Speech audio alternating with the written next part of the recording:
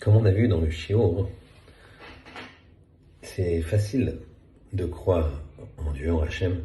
Il suffit d'être objectif, d'être honnête. L'histoire suivante, c'est d'un Rav qui au départ n'était pas Rav du tout. C'était quelqu'un qui était athée, communiste, bondiste, ça s'appelait à l'époque, sioniste, mais athée complètement. Voulant faire une terre en Israël ou en Ouganda, beaucoup de membres du parti bondiste s'en fichaient, que ce soit sur la terre d'Israël ou autre part. Et il a donc pris un bateau un jour pour la terre d'Israël. Et voilà qu'au milieu d'une nuit, il se lève et il regarde la mer. Il regarde, c'était un jour de pleine lune. La lune était complètement visible, pas un seul nuage, des étoiles partout, une beauté à couper le souffle.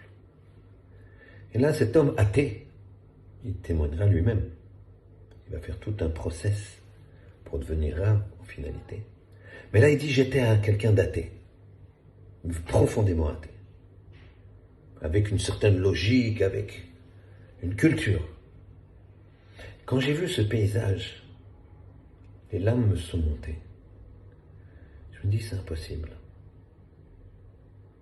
C'est impossible que quelqu'un puisse créer ça de façon fortuite. Cette beauté-là, elle est pas naturelle.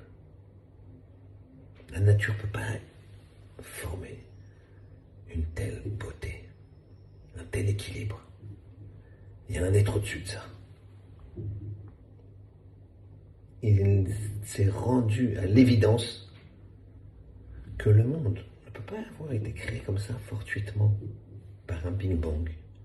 Même les scientifiques les plus virulents admettent que le Big Bang, il a eu lieu, mais ce qui a déclenché le Big Bang et ce qui a donné l'organisation, c'est forcément quelque chose encore de supérieur.